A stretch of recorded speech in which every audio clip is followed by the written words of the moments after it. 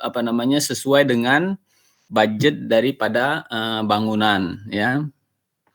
Nah, ini kita lihat di sini ada denah, dari rusunawanya. Jadi ada unit-unit kamar, kemudian ada, eee, tangga sebagai transportasi, alat transportasi, ya. Kemudian di sini kita lihat secara sistem struktur dia mempergunakan, rigid frame, ya. Ada kolom, ada balok. Nah itu, eee, terhubungkan secara horizontal dan vertikal sesuai dengan grid atau modul pada, bangunan ini. Bisa dilihat kurang besar ya kali ya? Oh, gambarnya pun pecah ya, nih. Nah, pada bangunan ini tidak terdapat lift, yang ada adalah tangga untuk alat transportasi utama secara vertikal.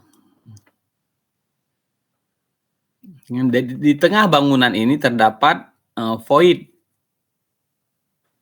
Ya, void yang menjadi pusat bagi masuknya udara, sirkulasi udara, bagi masuknya cahaya, sirkulasi cahaya melalui, ruang tengah atau atrium yang ada di, rusunawa ini. Nah, kemudian tangga darurat ditempatkan pada sisi kiri dan kanan. Kalian harus ingat ada persyaratan untuk tangga darurat, berapa meter jaraknya, apakah 25 meter, 30 meter, atau 40 meter. Ini harap diperhatikan untuk menentukan jarak tangga darurat dari jangkauan terjauhnya. Jadi misalnya ini tangga daruratnya letaknya di sudut kanan, di ujung kanan. Nah, maka dia akan menservis area yang ada pada radius minimal 25 meter, lebih dekat dari itu maksimal 25 meter, ada yang maksimal 30 meter, ada yang maksimal 40 meter, ada yang maksimal 50 meter, ya. Tapi kita ambil rata-rata misalnya jarak maksimalnya 25 sampai 30 meter jarak servis tangga daruratnya, atau maksimal nanti 50 meter bisa gitu ya. Nah, jadi pada bentang yang besar ini harus ditempatkan 2 tangga darurat. Nah, bedanya dengan yang di tengah, kalau kita mau menjadikan dia sebagai tangga darurat, maka struktur dindingnya juga harus struktur dinding, tangga darurat. Nah, kebetulan di sini fungsi tangga yang ada di tengah ini, tangga utama, juga bisa difungsikan sebagai tangga darurat dalam keadaan emergensi, sehingga dindingnya terbuat dari bahan yang, tahan api. Kalaupun mempergunakan bata, maka batanya adalah bata tahan api dengan minimum mampu bertahan pada suhu panas itu selama 2 jam. Oke, nah apa saja biasanya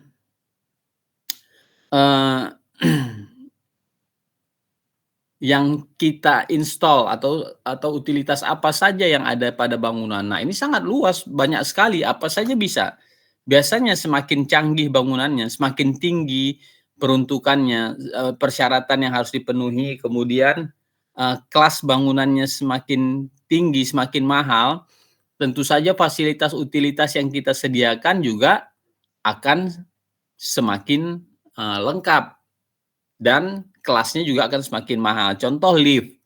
Lift itu sangat banyak variasinya, dari lift yang sederhana sampai lift yang mewah. Kemudian itu kan tentu saja nggak mungkin lift yang mewah kita tempatkan pada rusunawa ini. Maka kita memilih lift yang sederhana untuk rusunawa ini. Karena harganya juga menentukan bagaimana kualitas dari lift tersebut, kualitas desainnya ya atau materialnya. Nah, tetapi di sini yang kita coba lihat adalah apa yang diterapkan pada rusunawa ini. utilitas apa? Nah, pertama, kalian lihat di sini instalasi air bersih dan air kotor. Nah, ini sudah menjadi kebutuhan dasar bagi kita ya, air bersih dan air kotor. Jadi, bagaimanapun kondisi bangunannya, mau lantai 1 sampai lantai ratusan, itu membutuhkan air bersih dan bagaimana air kotor itu bisa didistribusikan atau dibuang dari bangunan. Nah, kemudian instalasi listrik, baik itu lampu, stop kontak, saklar, kemudian nanti outlet-outlet tertentu yang membutuhkan aliran listrik, itu harus kita sediakan. Kemudian instalasi CCTV. Nah, CCTV ini seakan-akan sudah menjadi persyaratan penting ya sekarang dalam setiap, bukan seakan-akan, artinya sudah menjadi peralatan wajib pada setiap bangunan yang dipergunakan untuk kepentingan publik, bahkan untuk kepentingan pribadi pun itu sudah sangat banyak diaplikasikan pada rumah tinggal. Kemudian instalasi pemadam kebakaran, kemudian penangkal petir, pembuangan sampah, dan AC. Ya, boleh nggak kalau kita pada bangunan lain kita tambahkan misalnya internet? Boleh. Telepon? Boleh. Apalagi misalnya alat komunikasi, misalnya speaker, announcer, mic ya, kemudian sistem-sistem komunikasi lainnya yang diperuntukkan bagi bangunan, misalnya satelit. Bahkan kalau misalnya kita lihat banyak bangunan itu ada ATM mesinnya. Nah, itu semua bahagian daripada utilitas yang harus kita fasilitasi. Bayangkan kalau bangunan tersebut fungsinya semakin kompleks, misalnya rumah sakit, perbankan, kemudian kantor sewa, ya. Nah, itu kan semua menuntut equipment yang berbeda-beda. Nah, apa bedanya kalau perbankan misalnya? Mereka akan menyiapkan sistem security yang lebih ketat khususnya pada ruang-ruang penyimpanan ya, atau SDB. Di SDB itu misalnya dindingnya harus terbuat dari struktur beton bertulang, bahkan di dalamnya bisa dilapisi lagi dengan baja misalnya ya. Atau misalnya pada kantor-kantor diplomatik untuk ruang ada safe room. Safe room itu artinya ruang keselamatan, kalau terjadi bahaya mereka masuk ke ruang tersebut dilengkapi dengan fasilitas utilitas yang tahan terhadap segala macam situasi, bahkan terhadap blast atau ledakan. Bahkan mereka sering menginstall kaca anti peluru, kaca anti ledakan pada dinding-dinding atau pada kaca-kaca di gedung tersebut. Nah, itu kan utilitasnya nanti akan semakin bertambah. Masalah keamanan dengan alarm, heat detektornya, infrared detektornya, dan sebagainya. Nah, sekarang kita coba lihat ke instalasi air bersih dan kotor pada rusunawa ini. Kebetulan secara peruntukan rusunawa ini dipergunakan oleh buruh pabrik ya. Jadi coba kita lihat di sini, pertama instalasi air bersih. Nah, sumber air bersihnya itu berasal dari jaringan air PDAM. Jadi ingat ya. Jadi di sini mulai bercerita nih. Jadi sumber air bersihnya dari PDAM, kemudian ditambah juga dengan sumur cadangan dari sumur artesis. Saya sudah pernah jelaskan nggak tentang sumur artesis? Sudah kan? Jadi kalian sudah paham apa itu sumur artesis. Jadi sumur artesis itu biasanya dalamnya itu di atas 200-an meter, 250 meter. Artinya sampai kepada sumber air terbesar di bawah tanah. Jadi biasanya itu pada aliran air bawah tanah. Dipasang pipa ke bawah dan nanti debit airnya sangat kencang keluar ke atas. Dan cadangan airnya sangat banyak ya. Jadi di sini dipergunakan sumber airnya PDAM dan sumur artesis. Nah, kemudian apa ceritanya di sini? Rencananya air dari PDAM dialirkan ke groundwater tank yang diletakkan di bawah muka air tanah. Lihat ya, di bawah muka air tanah, bukan di bawah permukaan tanah saja, tapi di bawah muka air tanah. Nah, ini harus kalian pahami apa bedanya nanti. Pelajari ya. Kemudian dipompakan ke roof tank. Ya, jadi dari pump masuk ke groundwater tank, dari groundwater tank naik ke roof tank. Nah, kemudian di roof tank air ini di split dua bahagian. Pertama untuk kepentingan air minum dan yang kedua untuk kepentingan sistem pencegahan kebakaran. Yang pertama tadi air minum itu termasuk di dalamnya untuk kebutuhan sehari-hari ya, artinya airnya ini sudah potable. Jadi dia walaupun bisa dipakai untuk mencuci, memasak, mandi dan dia bisa langsung untuk dikonsumsi. Semestinya demikian ya, kalau sudah sampai level ke potable water tersebut. Nah, kemudian gimana air tersebut didistribusikan ke bawah, ke unit-unit rusunawanya.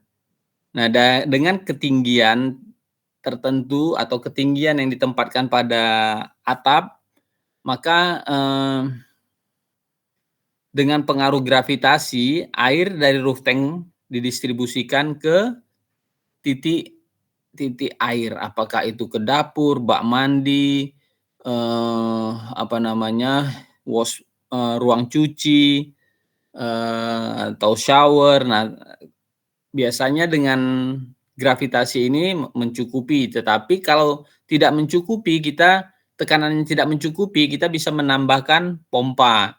Tapi ini yang kita bahas contoh pada bangunan rusunawa ini, dia tidak mempergunakan pompa. Jadi dia hanya mempergunakan gaya gravitasi ya.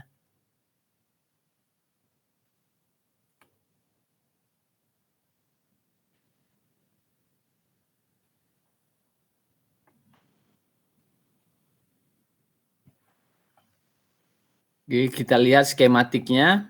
Nah, ini.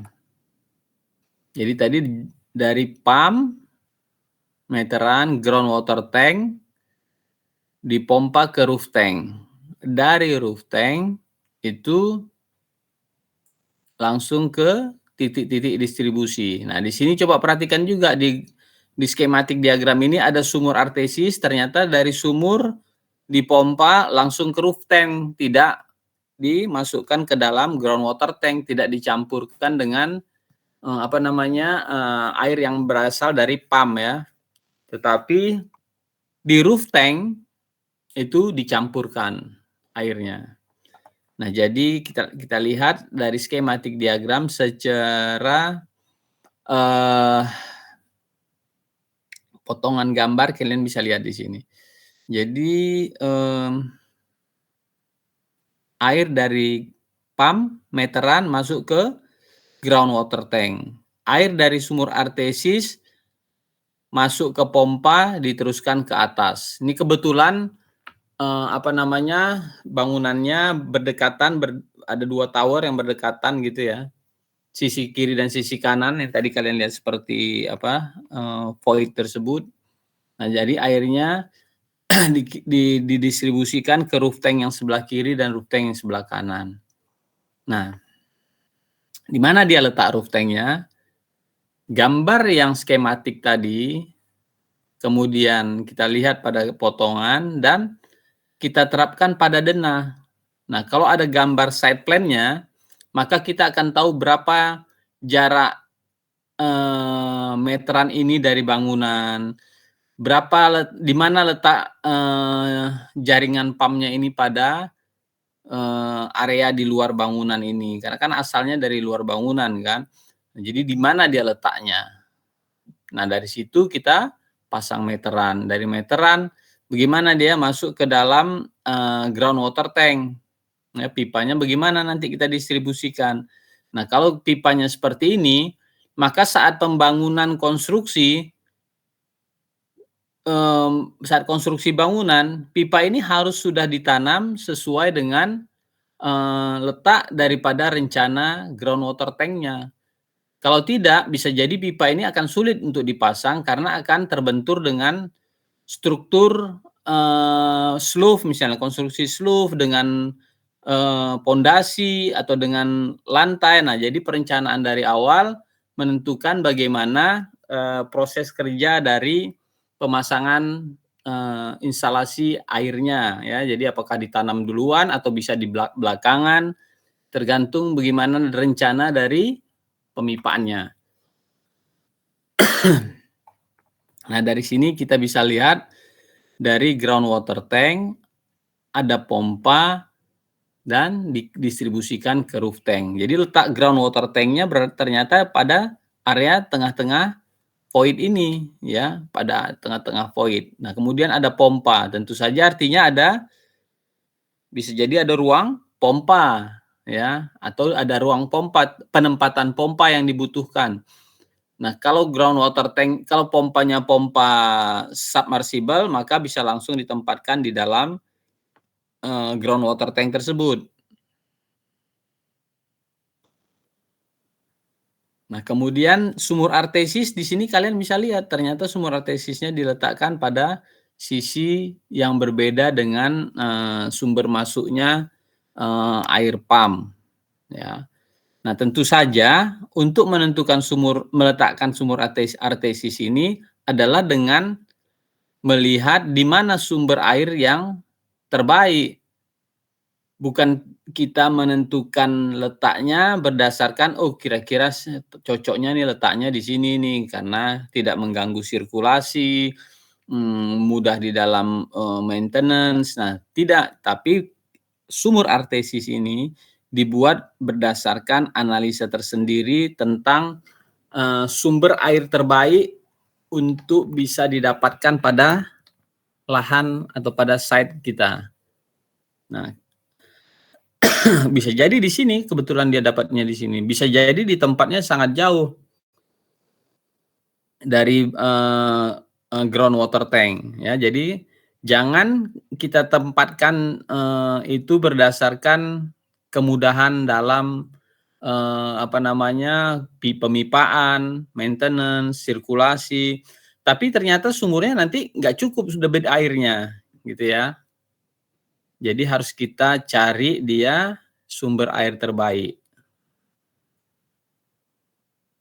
Oke, selanjutnya sampai di sini ada yang ingin ditanyakan tentang air bersih?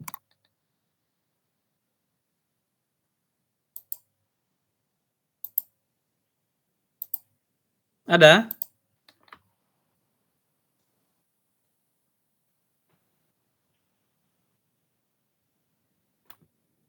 Baik, kalau nggak ada kita lanjutkan.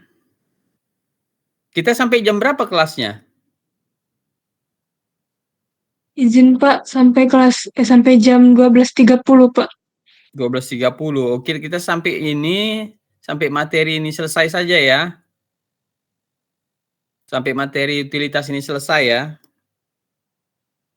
Baik Pak.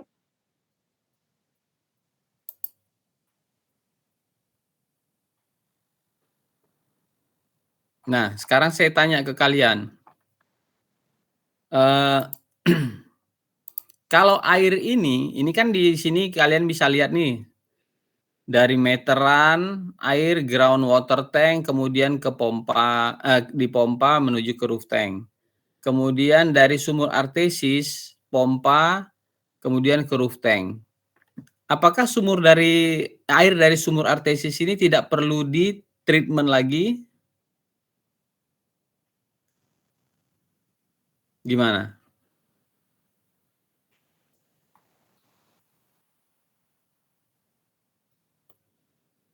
Gimana nggak?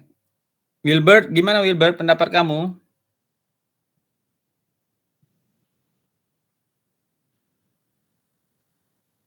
Ada Wilbert? Iya Pak, kenapa Pak? Bagaimana kalau sumur artesis itu dipasangkan langsung atau digabung langsung ke roof tank? Apakah dia tidak perlu melalui tahapan filtrasi atau treatment? Menurut saya sih perlu adanya filtrasi Pak. Oke, kalau perlu adanya filtrasi, bagaimana kita membuat skematik diagramnya? Apa yang harus kita tambahkan?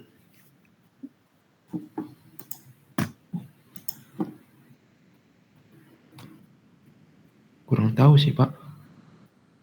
Dari gambar ini kan kalau kita mau kembangkan, dari skematik diagram ini, kalau kita mau kembangkan dengan menambah filtrasi atau water treatment dari sumur artesis, di mana kita tambahkan filtrasinya itu atau WTP-nya?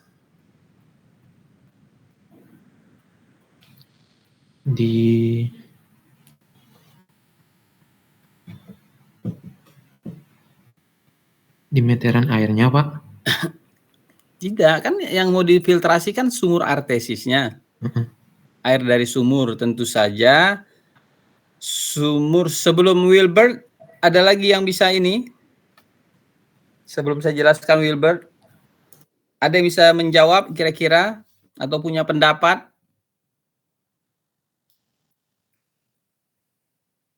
Di mana kita tambahkan filtrasinya, sistem filtrasinya?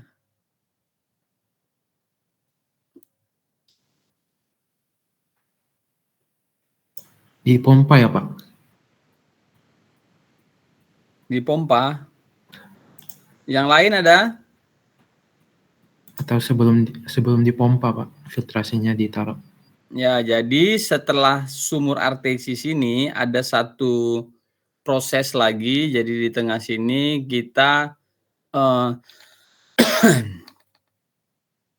buat satu proses water filtrasi atau treatment ya. Di situ bisa jadi nanti di gambarnya perlu pakai sistem tertentu, misalnya ada filtrasinya, dua buah filter, ada proses chamber untuk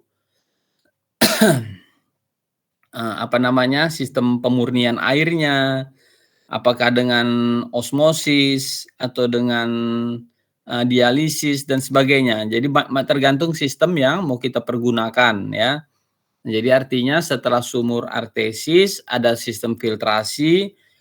Setelah filtrasi kita boleh langsung mau naikkan dia ke roof tank atau kita ingin menggabungkannya di groundwater tank, atau boleh juga kita menambahkan groundwater tank tersendiri untuk air dari sumur artesis ini. Ya, jadi tergantung bagaimana kita mau merencanakan untuk sistem air bersih di bangunan ini. Bisa jadi air hasil dari filtrasi sumur artesis ini jauh lebih bersih daripada air dari PDAM, sehingga mungkin air dari PDAM pun perlu difiltrasi, sehingga bisa jadi juga akhirnya air dari pump meteran kemudian masuk ke sistem filtrasi bersamaan dengan air dari sumur artesis. Setelah dari sistem filtrasi ini baru masuk ke groundwater tank. Bisa juga demikian. Ya, jadi bagaimana kita menganalisa dan mendapatkan hasil terbaik untuk sistem air bersihnya. Ada juga yang membuat sumur artesisnya ini hanya diperuntukkan untuk sumber pencegahan kebakaran. Jadi artinya sumur artesis bisa langsung dipompa ke roof tank, tapi peruntukannya nanti hanya untuk sistem pemadam kebakaran atau sistem pencegah kebakaran. Gitu ya. Jadi pertimbangan-pertimbangan itu yang membawa kita kepada perencanaan sistem air bersih yang baik pada bangunan sesuai dengan fungsi dan peruntukannya. Kira-kira bisa mengerti ya? Saya ngerti, Bilbert. Dimengerti, Pak. Ada pertanyaan?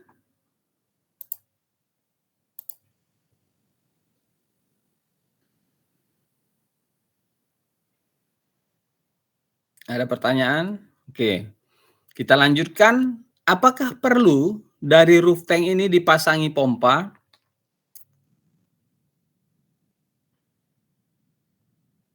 Jadi air yang sudah dinaikkan, dipompa ke roof tank ini, perlu nggak dipasangi pompa?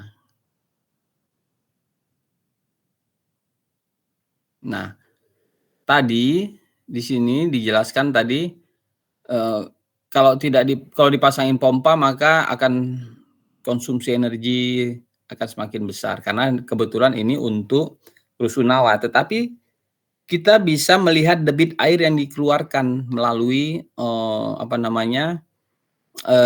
keran ataupun outletnya. Nah, kalau hanya mengandalkan gravitasi, secara logika kalian, di mana debit airnya yang paling kencang? Kalau kita lihat dari susunan lantai atas atau lantai bawah?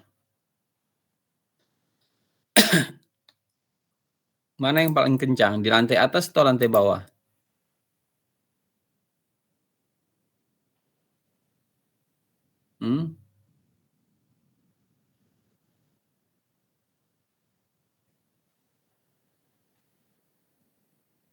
Lantai bawah, Pak. Lantai bawah. Karena ingat bahwa ketinggian itu sangat menentukan bagaimana tekanan terjadi di dalam pipa. Nah, kemudian bagaimana kalau air di dalam roof tanknya ini volumenya tidak tetap. Misalnya saat tangki airnya berada dalam posisi setengah tangki yang di roof tank ini, pasti tekanan airnya tidak sekuat saat dia dalam kondisi penuh. Ya kan? Nah, tentu saja ini berdampak pada debit air di setiap unit rusunawa ini.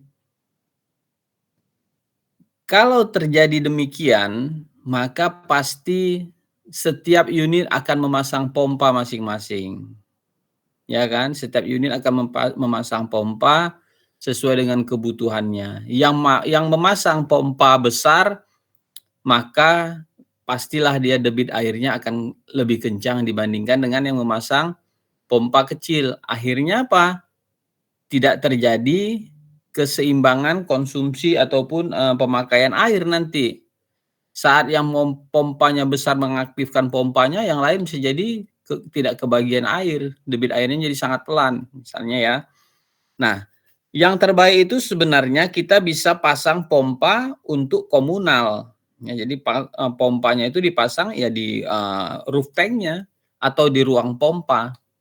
Setelah dari ruang pompa itu air masuk ke pompa baru didistribusikan ke keseluruhan unit apartemen. Biasanya itu distribusi airnya, debit airnya akan lebih merata dibandingkan kalau masing-masing unit rusunawa memasang pompa sesuai dengan kebutuhannya. Gitu ya. Bisa paham ya kira-kira?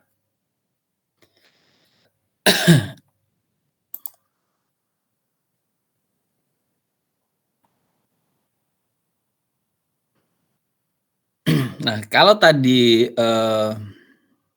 kalian kita sudah tahu di sini bagaimana dia dengan gambar ini kita sudah tahu dari kuliah sebelumnya ini sistemnya tertutup atau terbuka.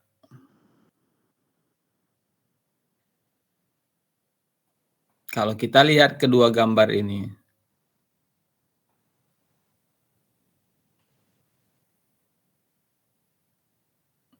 Sistemnya gimana?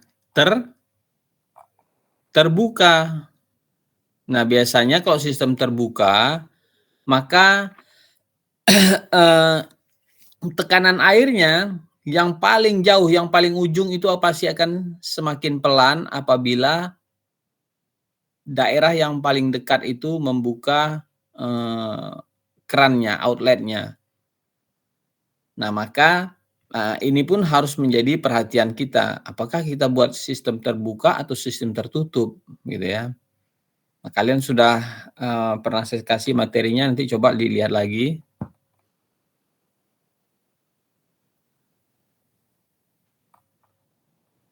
Kemudian kita masuk sekarang kepada instalasi air kotor.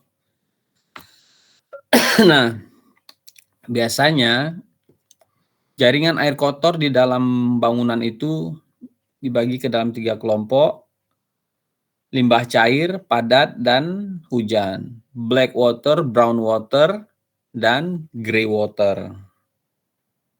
Ya, nah biasanya limbah cair itu ini dari wastafel, dari bak cuci piring, kemudian dari dari kamar mandi, dari floor drain ya, dari tempat pencucian pakaian, cuci mobil. Nah, itu termasuk ke dalam limbah cair. Nah, biasanya sistem pembuangan limbah cair dan padat itu dipisah, dan memang sewajibnya dipisah karena sistem treatmentnya nanti juga akan berbeda. Ya, kemudian limbah padat disalurkan ke septic tank atau nanti ada yang sekarang dengan biofilter dan sebagainya untuk biotank ya, untuk proses penampungannya. Nah, kemudian ada air hujan. Nah, sekarang kita coba lihat pada bangunan ini bagaimana skematik diagramnya. Ya, kita baca di sini. Pada penanganan limbah cair, air kotor yang berasal dari floor drain, kamar mandi, wastafel, tempat cuci piring, dan sebagainya pada tiap lantai disalurkan ke bawah melalui pipa menuju ke lantai dasar. Nah, jadi bisa kalian bayangkan dari kamar mandi, dari wastafel, dari tempat cuci piring, dan sebagainya, dari unit rusunawa, itu didistribusikan ke bawah, ke lantai dasar. Ya, jadi ke lantai dasar. Nah, kalau ada basement bagaimana? Bisa jadi karena di lahannya sangat sedikit dibuat basement, bisa jadi pipanya itu didistribusikan sampai ke basement. Di basement ada bak penampungan atau water treatment plant-nya, baru dibuang ke saluran kota misalnya, bisa jadi ya. Nah, tapi kita ikuti ini. Jadi dari lantai dasar disalurkan menuju bak kontrol ya. Kemudian air dialirkan menuju sumur resapan sebelum dibuang ke saluran kota. Nah, jadi dari limbah cair dari kamar mandi, wastafel, tempat cuci piring dan sebagainya itu limbah yang jenisnya limbah cair ya, bukan limbah padat, itu masuk ke disalurkan melalui pipa tegak ke bawah, ke lantai dasar, kemudian melewati bak kontrol, sampailah di sumur resapan. Di sumur resapan, sebahagian diresapkan ke dalam tanah dan sisanya dibuang ke saluran kota. Nah, sedangkan pada penanganan limbah padat, jadi cairan yang dari kloset disalurkan melalui pipa tegak limbah padat sampai ke lantai dasar juga. Nah, kemudian disalurkan ke dalam septic tank. Nah, di sini dikatakan bahwa pipa limbah padat yang melintang secara horizontal harus memiliki kemiringan 5% tiap 1 meter. untuk meminimalkan resiko tersumbat. Nah, jadi sebenarnya bukan hanya pipa padat ya, pipa cair juga ada kemiringannya, tetapi kemiringannya bisa hanya 2%. Ya, kalau ini 5%, tapi bisa jadi untuk limbah cair 2% sudah memadai. Nah, kemudian penempatan septic tank juga perlu diperhatikan. Apabila jaraknya semakin jauh dari letak kloset lantai dasar, maka penempatan septic tank akan membutuhkan kedalaman yang semakin besar. Pada septic tank, limbah kemudian ditampung dan diendapkan, lalu air yang tersisa dialirkan ke sumur resapan. Untuk penempatan septic tank beserta resapannya sebaiknya diletakkan berjauhan dengan sumur artesis maupun groundwater tank. Minimal berjarak 15 meter. Hal ini dilakukan agar jaringan air bersih tidak tercemar limbah dari septic tank. Lihat ya, jadi tadi dari kloset melalui pipa horizontal dengan kemiringan 5%, diteruskan ke pipa tegak, ke ground, ke lantai dasar, kemudian dari lantai dasar ke septic tank. Ada melalui kontrol nggak? Ada melalui bak kontrol nggak? Nggak ada kan? Ya, kemudian dari septic tank ada proses filtrasi, chamber-chamber yang dibuat pada septic tank, sebagian diendapkan dan sebagian air yang yang bersih yang sudah keluar itu dimasukkan atau didistribusikan ke sumur resapan, sama tadi seperti limbah cair. Jadi dari septic tank ke sumur resapan, dari sumur resapan baru ke pembuangan kota. Ya. Nah, kemudian letaknya tidak boleh berdekatan dengan groundwater tank dan tidak berdekatan dengan sumber air sumur artesis. Nah, sekarang kita lihat nih di sini. Limbah cair dari wastafel, floor drain, pipa vertikal.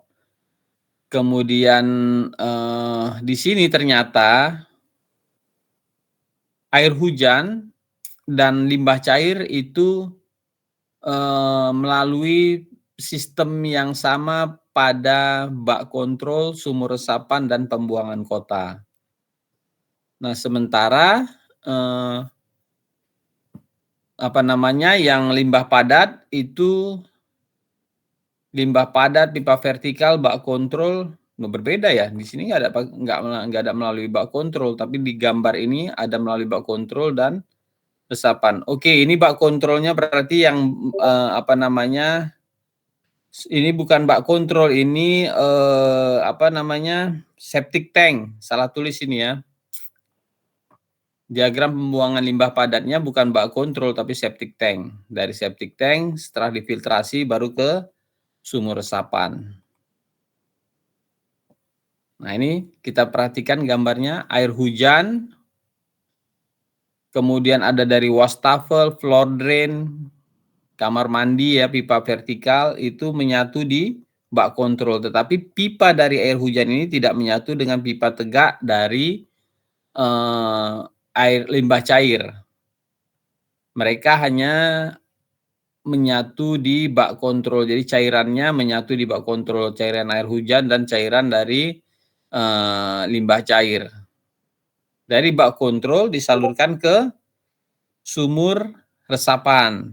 Dari sumur resapan baru disalurkan ke saluran kota. Nah, pertanyaan, kenapa tidak langsung dibuang saja dari bak kontrol ke saluran kota? Untuk apa kita pergunakan lagi sumur resapan? Siapa kira-kira bisa memberi pendapat?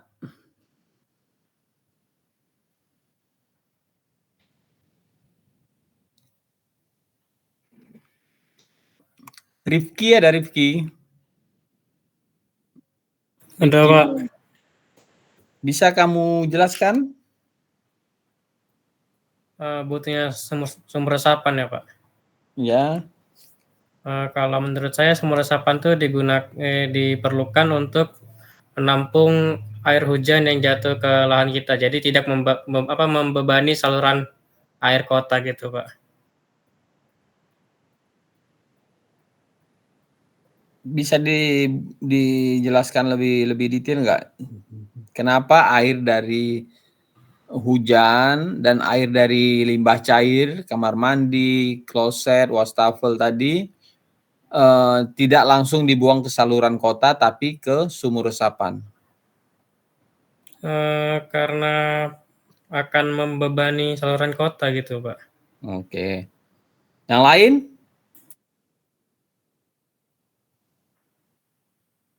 Clarissa? Ada, Pak. Silakan. Kalau menurut saya air hujan dan lain itu masuk ke sumur resapan terlebih dahulu karena agar filter dulu, Pak, baru masuk ke saluran kota. Oke. Yang lain?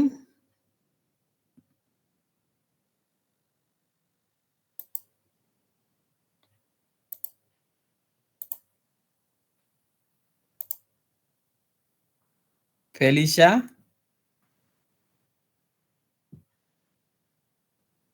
Iya, Pak.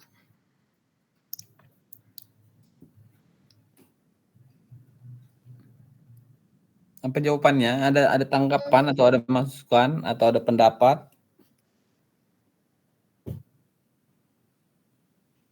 Menurut saya karena kalau dialirkan ke saluran kota semua nanti bakal mampet gitu, Pak. Kelebihan beban. Oke. Ada lain? Ada yang punya pendapat atau punya jawaban selain daripada teman kalian tadi?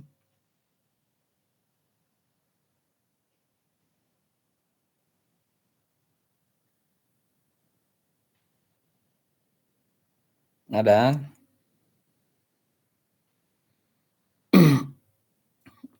Oke. Jawaban yang kalian berikan itu benar, tapi saya tambahkan satu poin bahwa sumur resapan ini penting untuk menjaga kandungan air di dalam tanah pada site kita. Nah, kenapa penting kandungan air di dalam site kita, kandungan air tanah dalam site kita? Pertama, dia akan berfungsi menjaga muka air tanah sehingga penurunan muka tanah bisa diantisipasi. Nah, bayangkan kalau kalian lihat air yang tanah yang berisi pasir, kemudian saat air tersebut dikeringkan, maka muka tanahnya akan turun. Ya kan? Akan turun, dia akan memadat, bisa jadi retak dan sebagainya. Nah, dengan adanya air tanah tersebut menjaga kondisi kestabilan tanah pada site kita. Kemudian dia juga memberikan tentu saja nutrisi bagi tanaman yang ada pada site kita. Dan kemudian dengan adanya air pada tanah kita, bayangkan kalau ini berada pada satu wilayah kota, semua orang langsung membuang saluran airnya ke kota, maka muka tanah kita, kondisi tanah kita akan kekurangan air. Akibatnya apa? Bisa terjadi intrusi air laut ke daratan. Nah, itu yang juga berbahaya. Ya, jadi bukan berbahaya bagi lingkungan saja, bagi bangunan kita juga berbahaya.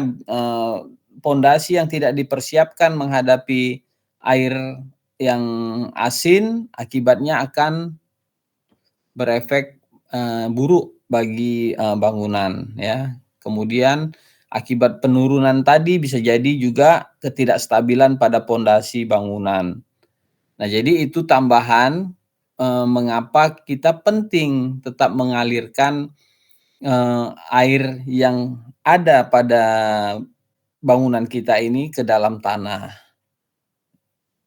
Itu ya, bisa lebih paham ya, saya harap ya. Jadi paling tidak ada 3 poin penting yang harus kita pertimbangkan. Kenapa kita perlu membuat sumur resapan.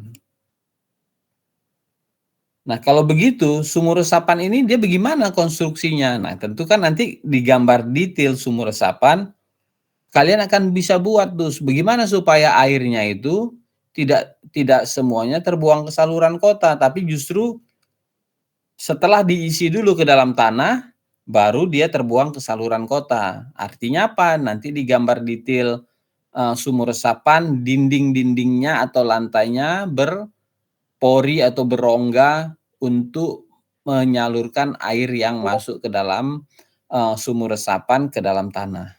Gitu ya. Kita lanjutkan ya. Nah, secara diagram tadi kita sudah lihat. Sekarang kita lihat bagaimana ini diterapkan di dalam gambar.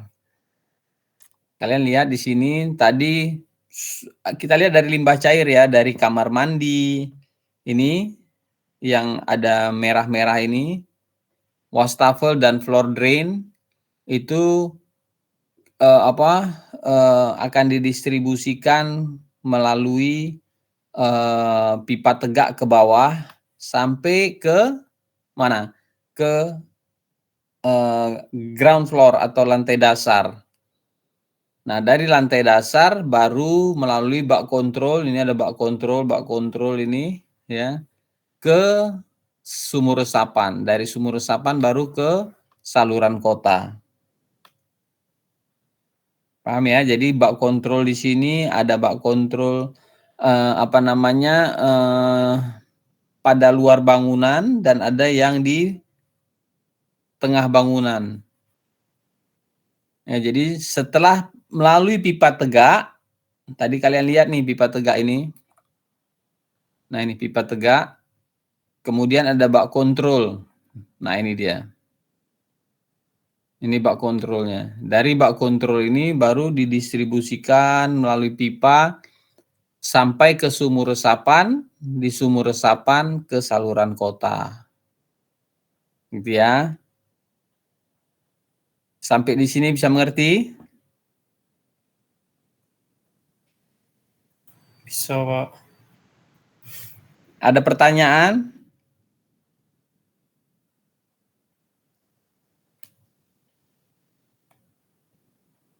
Tidak?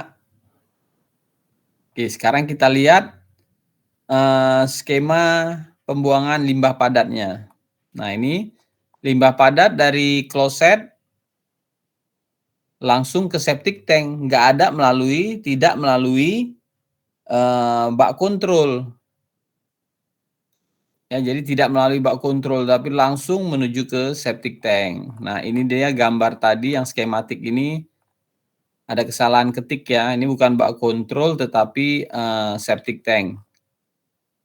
Nah, dari septic tank, setelah difiltrasi, airnya dimasukkan ke sumur resapan. Dari sumur resapan, dia tidak dibuang ke saluran kota, tapi diserap ke dalam tanah.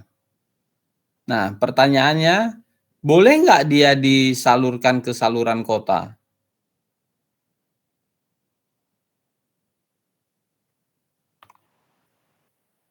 Boleh nggak?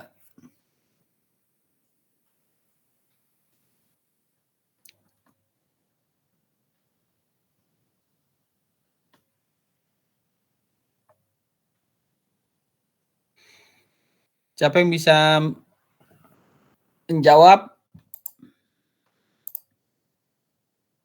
Rian?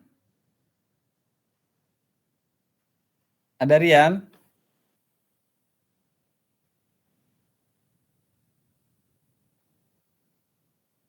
Ada Rian? Cindy?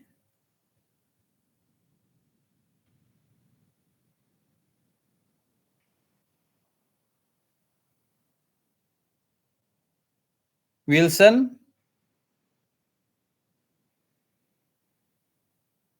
Ada Wilson?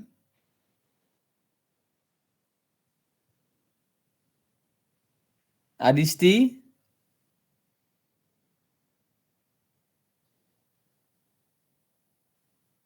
Hadir, Pak. Ya, gimana Adisti? Boleh diulangin nggak, Pak, pertanyaannya? Oke, bagaimana air dari septic tank itu yang diteruskan ke sumur resapan boleh tidak jika diteruskan ke saluran kota?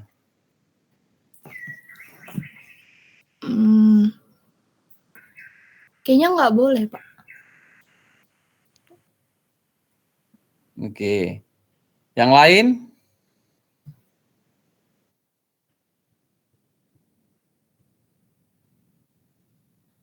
Diana?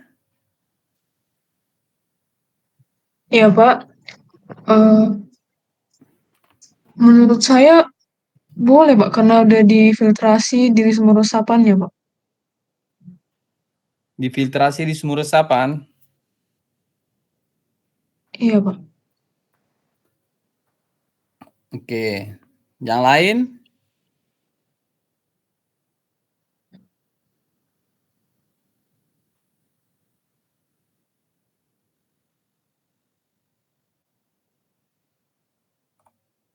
Boleh ya, Pak?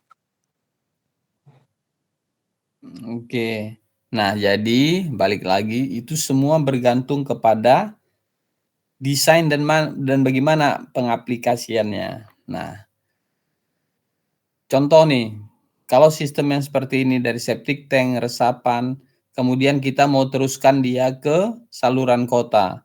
Nah, artinya kita harus merencanakan septic tanknya dengan sistem filtrasi yang sudah baik sehingga cairan yang keluar dari septic tank ini memang benar-benar sudah bersih. Minimal 3 atau 4 chamber itu dianggap sudah memadai untuk bisa disalurkan ke saluran kota. Tetapi kalau hanya 2 chamber itu tidak disarankan untuk ke saluran kota.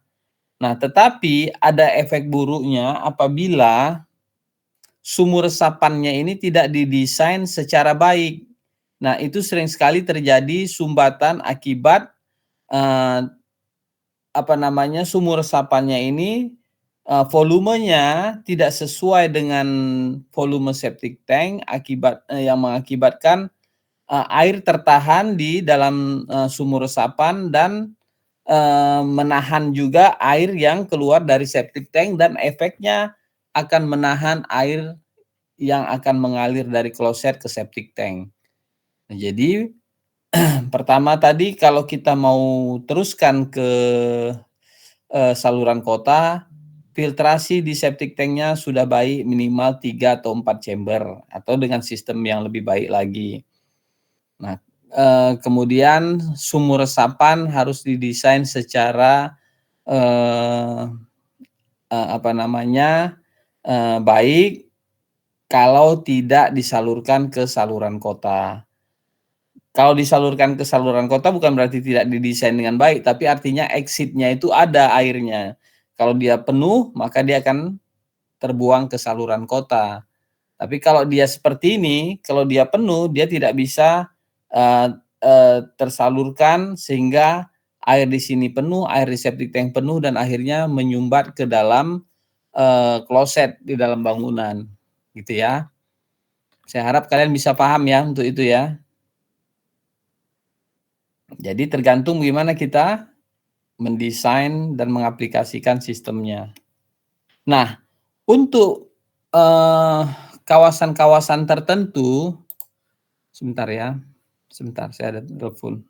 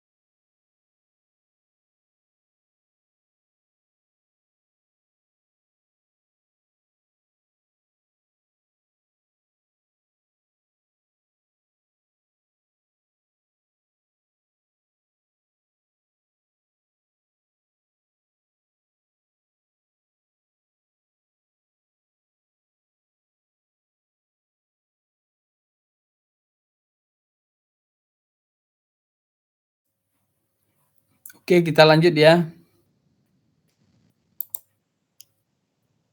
Tadi udah ngerti ya, jadi kita rencanakan sesuai dengan sistem dan diaplikasikan pada equipment-nya.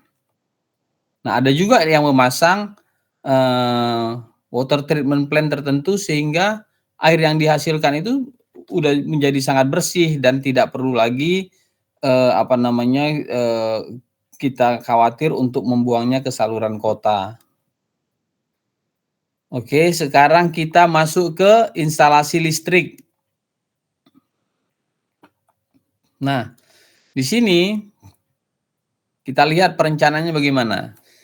Sumber listrik pada bangunan berasal dari listrik PLN dan memiliki cadangan listrik yang bersumber dari genset. Jadi ada PLN sebagai sumber utamanya, kemudian genset sebagai sumber cadangan. Ya, kemudian digunakan genset tersebut apabila terjadi pemadaman listrik. Nah, listrik tersebut disalurkan untuk kepentingan penerangan, stop kontak, CCTV, pompa, pemadam kebakaran, dan sebagainya. Nah, sehingga diperlukanlah suatu main distribution panel. Jadi panel distribusi sesuai dengan peruntukannya. Jadi karena banyak nih, kalau di rumah kita kan kalian lihat ada switch yang mungkin hanya beberapa switch. Nah, tetapi kini karena apartemen banyak sistem yang mau didistribusikan listriknya, maka dari PLN listriknya masuk ke meteran, dari meteran ke main distribution panel. Ada panel untuk CCTV, ada switch untuk CCTV, ada stop kontak, ada pompa air, dan seterusnya. Atau mungkin bisa jadi dari CCTV, dari dari PLN ke main distribution panel, dari main distribution panel bisa jadi ke meteran masing-masing. Jadi tergantung nih, tapi kita ikuti ini dulu ya. Dari meteran baru ke untuk kepentingan umum, baru kepentingan unit apartemennya dulu, unit apartemennya. Jadi bisa berbagai macam, tapi kita coba lihat apa yang mereka rencanakan di sini. Oke, jadi tadi ada main distribution panelnya dan ruang genset. Kemudian ada ATS, Automatic Transfer Switch. Itu fungsinya kalau terjadi listrik, maka otomatis switch ini akan mengaktifkan genset ya. Nah, kemudian dari main distribution panel, listrik disalurkan ke sub distribution panel pada setiap lantai rusunawa. Kemudian dari setiap lantai tadi dari ruang sub distribution panel dialirkan ke fasilitas yang membutuhkan daya listrik. Ya, apakah itu ke setiap unit dan seterusnya ya. Nah, secara dana instalasi begini yang kita lihat. Jadi dari listrik PLN masuk ke meteran, kemudian ada MDP, main distribution panel, kemudian ada genset, artinya di genset dan PLN itu bertemu di main distribution panel. Dari main distribution panel ini nanti diteruskan ke sub distribution panel yang ada di setiap lantai ini. Ya, jadi ini ada ruang sub distributionnya. Nah, dari situ baru disalurkan ke unit-unit apartemennya. Nah, di situ nanti kita akan menggambar denah titik lampu, denah stop kontak, switch atau saklar ya. Dan kemudian untuk kepentingan yang lainnya, apakah ada listrik untuk kepentingan stove, untuk cooker hob misalnya, dan untuk water heater. Nah, semua itu akan terlihat pada gambar setiap sistem instalasi yang mau kita rencanakan. Oke, dari sini kita masuk ke instalasi CCTV.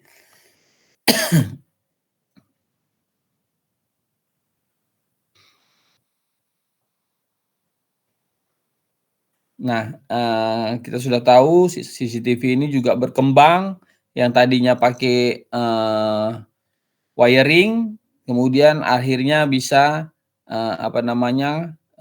tanpa wiring atau cordless, ya, sehingga atau wireless, hingga tidak perlu lagi kabel yang berseliweran di dalam bangunan.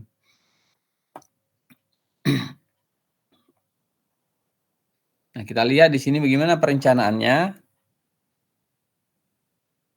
Kamera pengawas diletakkan di titik tertentu yang dianggap strategis dan memiliki jangkauan jarak pandang yang luas. Digital video recording, artinya DVR atau DVR, ini sebagai alat perekam di tiap-tiap kamera yang ada dan diletakkan pada control room. Dari tiap-tiap kamera ya yang diletakkan di control room, monitor CCTV yang menampilkan gambar dari setiap kamera untuk diawasi terletak di control room, kemudian jaringan kabel dan yang menjadi penghubung antara kamera, DVR unit, dan monitor CCTV. Nah, ini tadi yang saya katakan, ini terus berkembang, jaringan kabel jadi semakin sedikit, ya, tidak perlu lagi sepanjang bangunan, kemudian tetap ada alat perekam, digital video recording. Nah, bahkan untuk sistem keamanan tertentu, kamera CCTV-nya ini terhubung ke pusat security. Misalnya saya nggak usah sebutkan namanya. Misalnya ada satu sistem pengamanan di Kota Medan, misalnya namanya Gardu misalnya. Nah, CCTV mereka ini langsung terkirim gambarnya ke Gardu. Gardu ini untuk melihat, mengamati apabila terjadi sesuatu yang mencurigakan atau terjadi bahaya, terjadi pencurian dan tindak kejahatan, maka alarm di Gardu ini, di sistem security Gardu itu akan aktif dan mereka akan mengirim pertolongan ke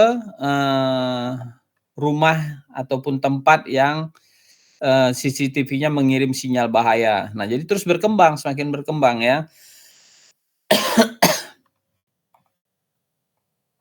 Nah, gimana dia digambar? Ditempatkan pada gambar adalah seperti ini, di mana titik-titik CCTV, di mana control room-nya. Nah, di sini tidak terlihat control room ya, tidak ditulis, tetapi oke, di sini, di ruang yang ini. Di sini dipasang pada control room, kemudian di sini titik-titik kameranya dipasang, ditempatkan sebagai pengamat pada gedung tersebut, pada gedung ini. Nah, tentu saja pada titik-titik ini perlu apa? Perlu instalasi listrik untuk sumber listrik CCTV-nya. Ya, jadi nanti dikombinasikan dengan stop kontak yang ditempatkan pada area CCTV ataupun titik CCTV. Jangan sampai nanti saat dipasang CCTV-nya tidak ada outlet power untuk sumber energinya, maka akan ditarik lagi kabel sendiri yang terpisah. Nah, itu biasanya tidak baik, tidak kurang terencana dengan baik ya.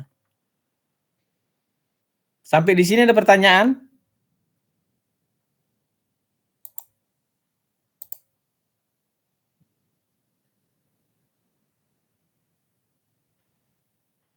Tidak ada? Oke, baik. Kalau tidak ada, kita lanjut. Kemudian instalasi pemadam kebakaran. Nah,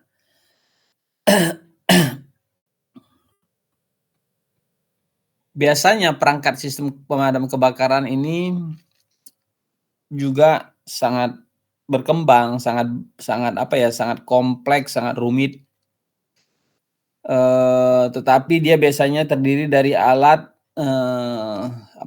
sensor atau detektor, kemudian kontrol, kemudian alarm. Ya, jadi detektor ini fungsinya dia mendeteksi apakah itu panas, apakah itu flame, apakah itu smoke. Kemudian dia akan mengirimkan sinyal ke controller, dari controller mengirimkan sinyal ke alarm system atau ke fire alarm system. Kemudian akan mengaktifkan sprinkler. Akan mengaktifkan seluruh sistem kebakaran yang ada di dalam gedung. Misalnya dia akan mematikan lift, hanya akan mengaktifkan lift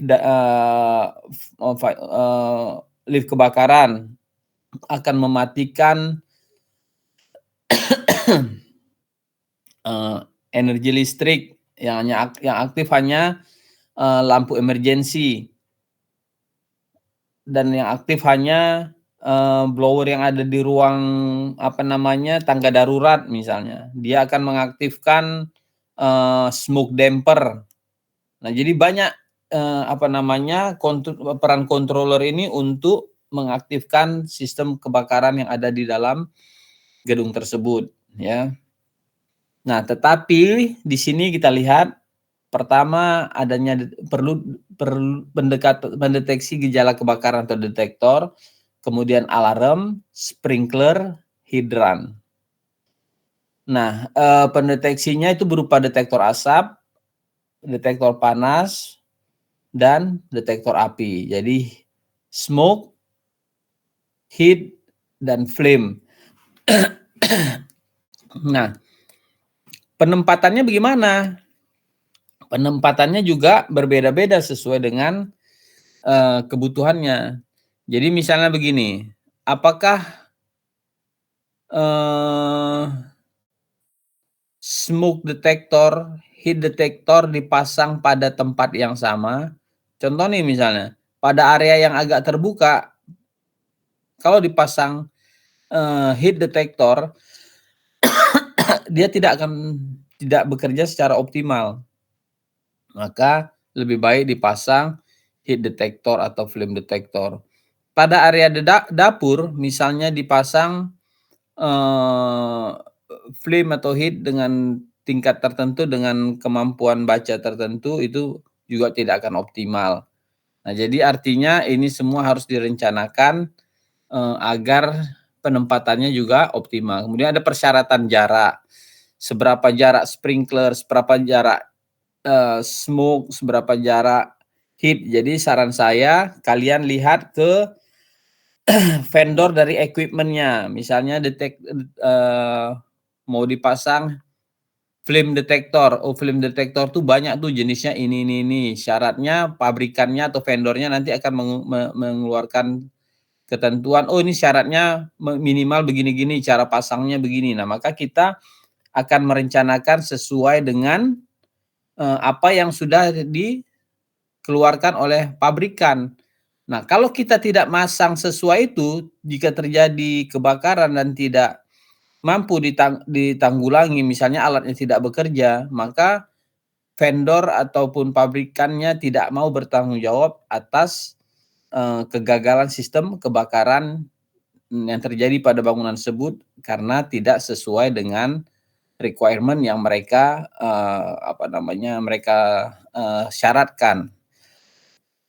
Ya. Nah, peletakan detektor berada pada langit-langit pada setiap ruang di rusunawa serta di lorong dengan jarak tertentu. Detektor akan mendeteksi adanya asap atau tanda-tanda lain kebakaran, kemudian secara otomatis mengaktifkan alarm atau sirine kebakaran. Namun jika alarm otomatis tidak berfungsi, terdapat tuas manual yang ditarik untuk mengaktifkan sirine kebakaran. Kemudian sprinkler akan bekerja menyemprotkan air ketika alarm berbunyi. Air yang digunakan sprinkler berasal dari roof tank untuk pemadam pada instalasi air bersih. Selain sprinkler, terdapat pula hidran yang terdapat masing-masing 2 diletakkan di pojok lorong pada setiap lantai, sumbernya dari roof tank. Pemadam kebakaran pada instalasi air bersih. Pada saat terjadi kebakaran, para penghuni menggunakan tangga darurat yang berada di sisi kanan dan kiri bangunan untuk melakukan evakuasi. Ya, jadi ada jarak tertentu yang tadi kita sudah bahas. Nah, kemudian sprinklersnya juga bekerja otomatis. Kalau tidak bekerja secara otomatis, misalnya kita lebih duluan melihat api, ada asap, kemudian ada panas, tapi alat tidak bekerja, maka kita bisa mengaktifkan secara manual. Jadi memecahkan glass break-nya, kemudian kita tarik tuasnya untuk mengaktifkan alarm. Saat alarm aktif bersamaan dengan itu sprinklers juga akan bekerja mengeluarkan airnya. Nah, teknologi pemadam kebakaran juga sudah berkembang. Ada yang smart system, jadi dia bisa mendeteksi secara lokal. Jadi tidak semuanya harus diaktifkan dan sebagainya. Semakin canggih ya.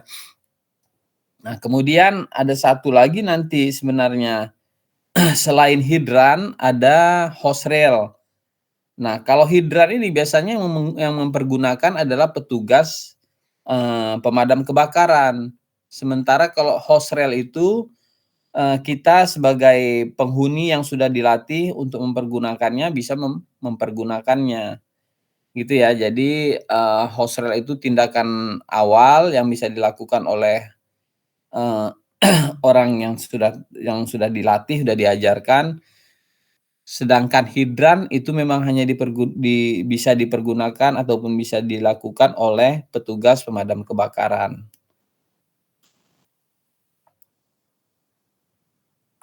Nah, ini kita lihat di sini ya. Jadi dipasangi detektor, kemudian di sprinklers, kemudian air dari roof tank dari mana, hidrannya dipasang di sudut-sudut ada 2. Setiap sudut.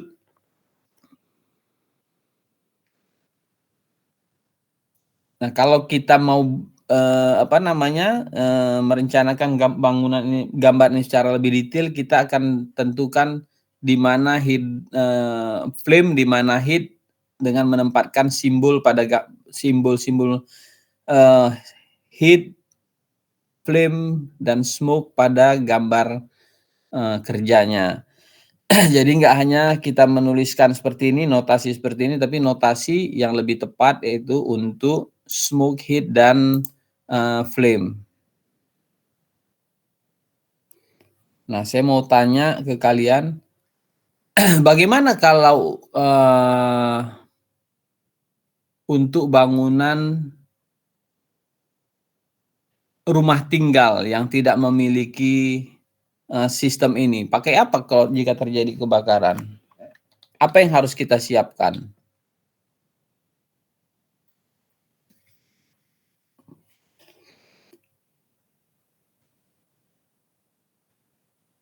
Apa yang harus kita siapkan di rumah untuk pemadam kebakaran darurat di rumah tinggal?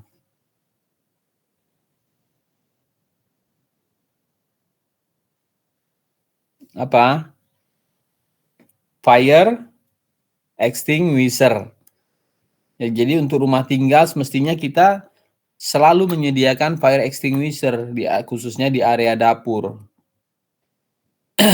Nah, ini yang sering kita lupakan, sehingga jika terjadi kebakaran, kita tidak punya alat pemadam kebakaran yang bisa bekerja cepat. Biasanya kan api itu sering terjadi pada area dapur, pada bahagian rumah yang mengalami korsleting, dan itu dengan mudah dideteksi dan bisa segera dipadamkan dengan fire extinguisher. Tapi karena kita tidak memiliki alat ini, Sehingga kita akan kebingungan untuk memadamkan api walaupun dia masih dalam skala yang kecil, ya.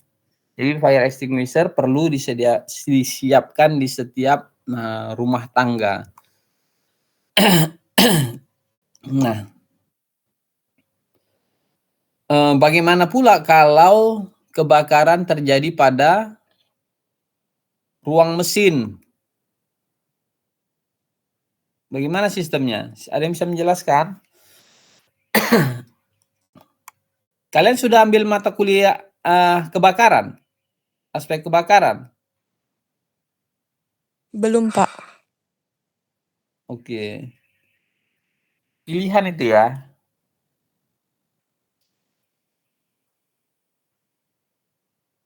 Kalau gitu nggak usah saya tanya itu, saya anggap kalian belum memahami. Nanti kalian dapatkan dari materi aspek kebakaran. Tapi saya jelaskan sedikit bahwa untuk ruang-ruang seperti itu, ruang mesin, ruang genset, ruang yang terdapat peralatan elektronik yang berbahaya, misalnya terdapat gas, minyak, itu orang tidak boleh masuk ke dalam ruangan tersebut jika terjadi kebakaran. Tidak boleh orang masuk untuk memadamkan api, termasuk petugas pemadam kebakaran sendiri. Nah, jadi sistem pemadamannya dia dibuat khusus untuk ruang tersebut. Misalnya dengan CO2 system. Nah, jadi jika terjadi kebakaran, ruang tersebut akan dipadamkan dengan gas CO2 ya, untuk yang bekerja secara otomatis dengan menyiramkan CO2 ke dalam ruang tersebut sehingga tidak terdapat oksigen dan api bisa mati dengan sendirinya tanpa harus petugas pemadam kebakaran masuk ke dalam ruang tersebut. Sebentar saya coba cari ya. CO2 system.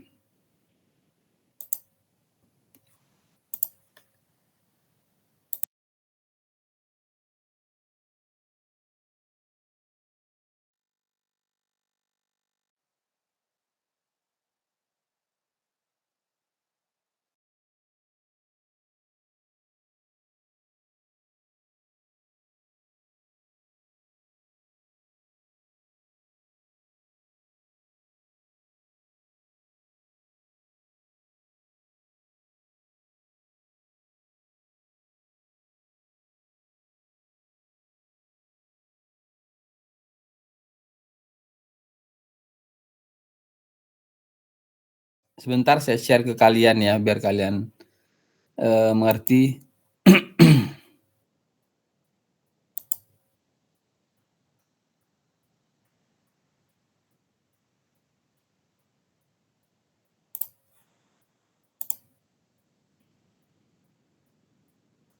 Bisa lihat?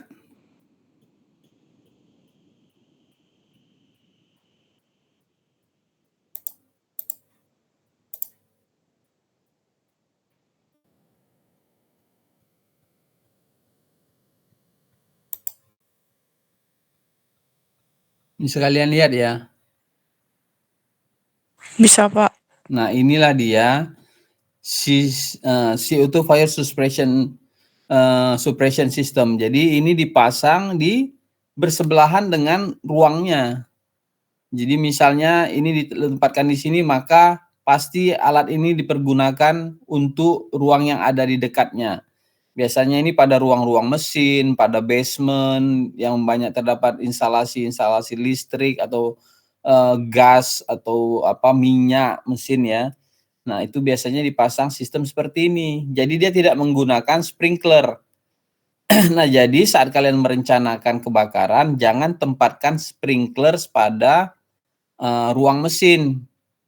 Karena tidak mempergunakan mesin. Pada ruang komputer tidak pakai sprinkler, tapi pakai sistem pemadam kebakaran yang lain. Apakah dia foam atau ini pada ruang mesin ini mempergunakan fire suppression system. CO2 fire suppression system. Bisa ngerti ya? Ini cuma tambahan aja. Jadi kok kalian lihat alat ini, biasanya banyak dekat ruang mesin di basement atau di mana-mana. Nah, ini adalah alat untuk pemadam kebakaran, bukan alat untuk oksigen atau tabung gas ya, tapi adalah alat untuk pemadam kebakaran. Kita lanjut ya.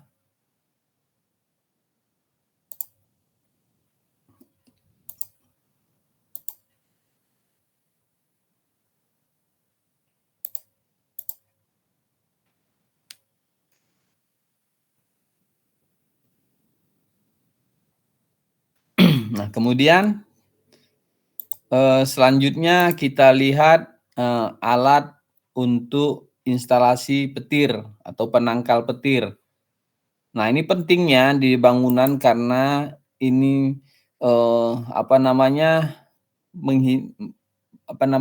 mampu menghindari sambaran petir pada bangunan. Kalau tersambar petir, bangunan tersebut mampu mendistribusikan tegangan listrik yang besar ke dalam tanah.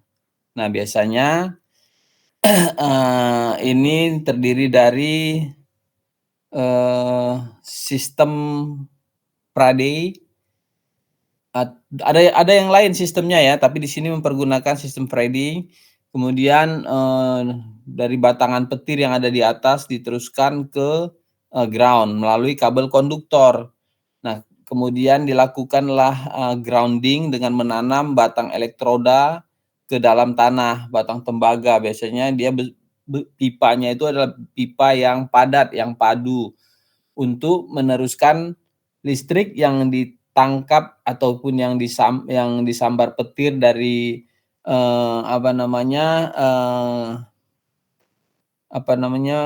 penangkal yang ada di atas, di roof, didistribusikan melalui kabel konduktor dan diteruskan ke dalam tanah untuk dinetralisir. Nah, ini dia sistemnya.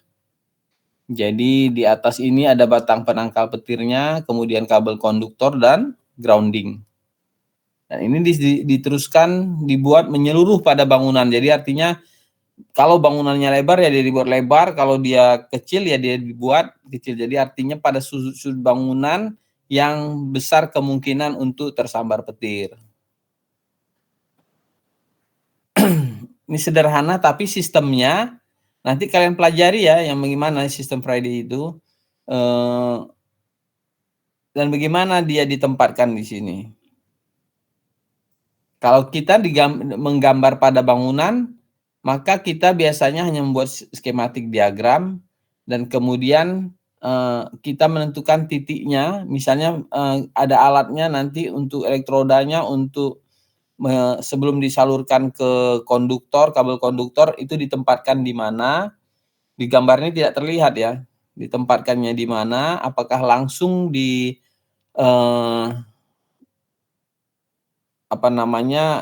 batang penangkal petirnya atau di rooftopnya atau di ground floor-nya atau gimana. Nah, jadi itu yang kalian lihat, yang kalian pelajari nantinya.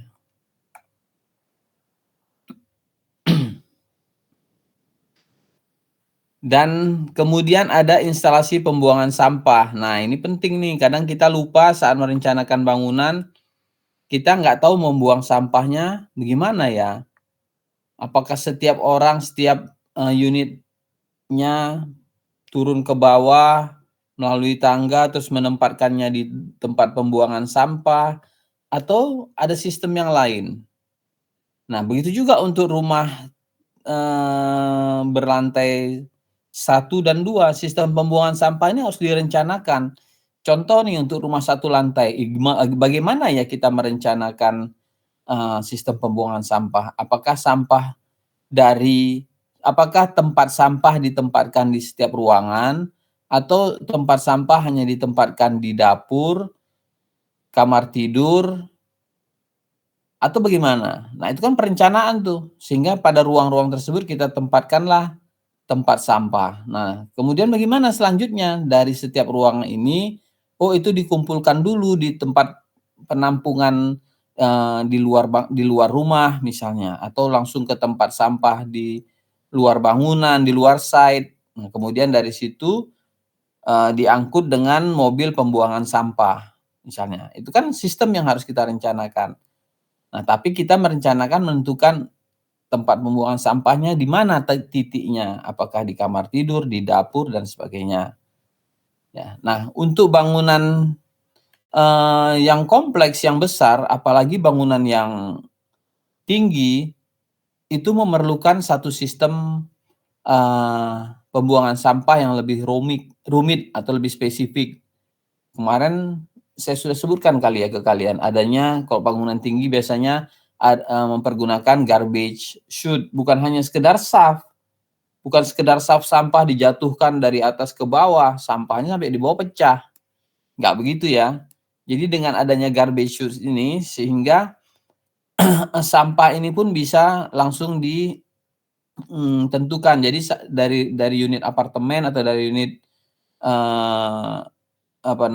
rusunawanya itu ada garbage chute-nya, di situ ada selektor untuk membuang sampah yang recycle, kertas dan sebagainya. Dari situ dibuang dan jatuhnya langsung ke tempat pembuangan sampah sesuai dengan jenis sampahnya tadi. Dan jatuhnya pun karena adanya sistem di dalam garbage chute-nya itu sampahnya tidak pecah sampai di bawah, tidak berantakan.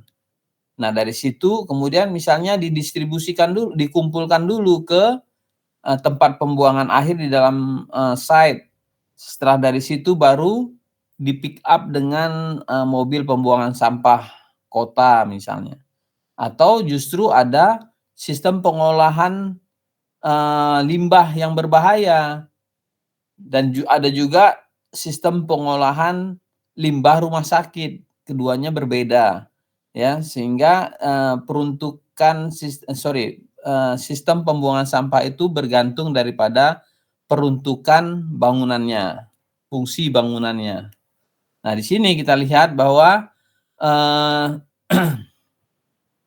di sini diperlukan saf sampah untuk mempermudah pengumpulan sampah tanpa harus naik turun tiap lantai. Saf sampah biasanya diletakkan di ujung bangunan. Sampah yang telah dipilih-pilih sesuai jenisnya dan telah dimasukkan ke dalam kantung sampah, kemudian dibawa ke saf sampah yang ada di tiap lantai, lalu sampah dimasukkan melalui pintu saf sampah yang lebarnya 50 x 50 cm, lalu sampah turun melalui saluran saf sampah hingga mencapai bak penampungan sampah di lantai dasar.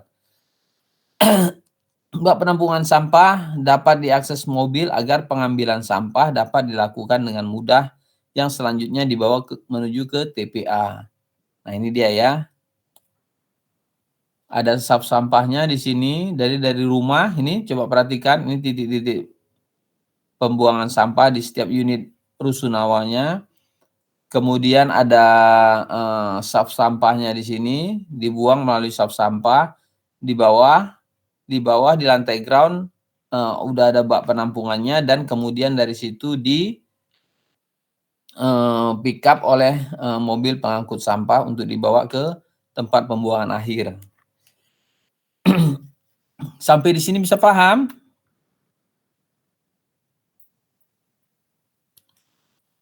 Bisa?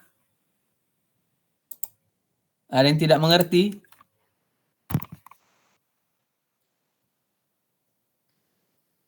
Kita lanjut ya.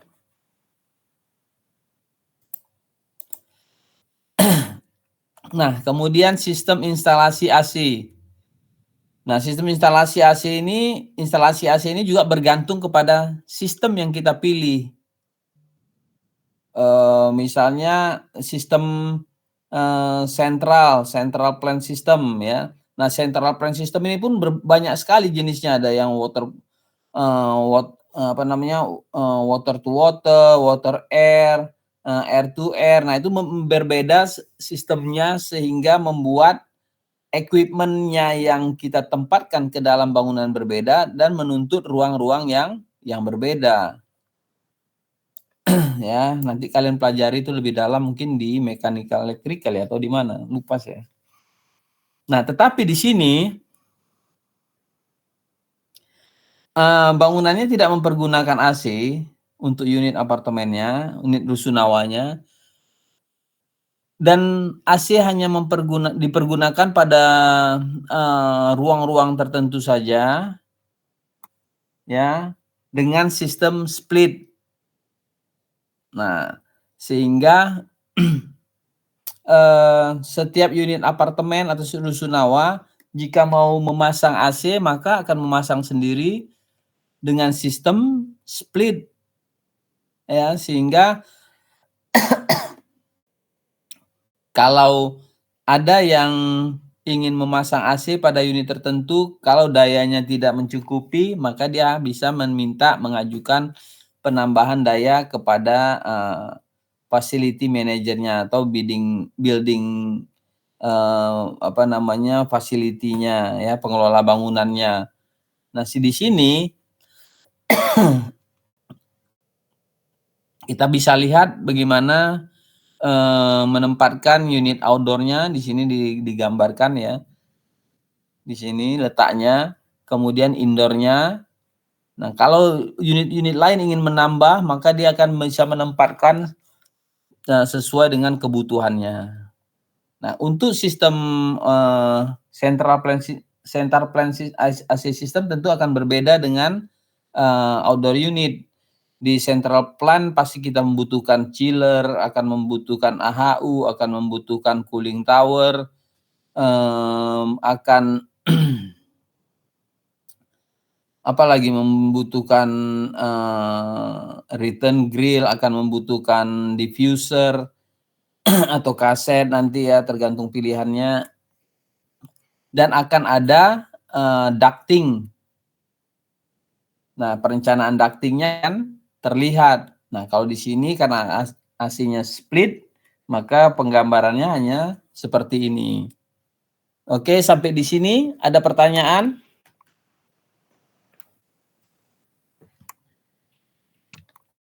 Sebelum kita akhiri kuliah kita, ada pertanyaan? Tidak ada, Pak. Oke, baik. Tugas ada kendala?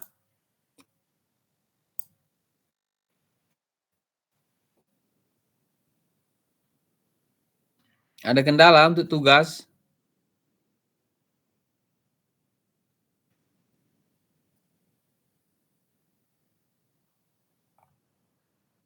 Belum ada, Pak. Oke, baik. Kalau tidak ada, sampai di sini kuliah kita. Selamat siang.